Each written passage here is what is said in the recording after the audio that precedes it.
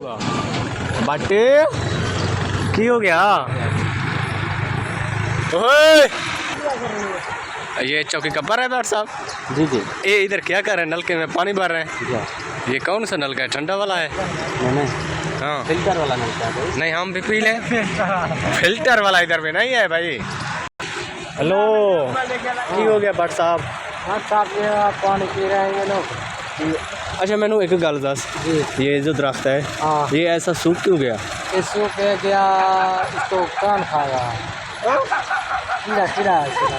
कीड़ा क्या होता है यार? कीड़ा मेरा ही को कीड़ा ही को मेरा ही को कीड़ा है। बट हेलो आपको कीड़ा है? हेलो किसको है? इसको बहुत सीधा सीधा बता दे। जैसे इससे शरीर को है ना, हाँ इसे को है। इसका कीड़ा कौन निकालेगा बट? इसे कोई नहीं निकाल सकता। नहीं वो रसूली का बोल रहे थे। नहीं रसोला उसका भी काम नहीं है। नहीं फिर आलू को बता देंगे भाई इसका। हेलो वो तो चला गया। हाँ जी बट मेहरबानी कर इसका कीड़ा तुम निकाल लो। हाँ जी।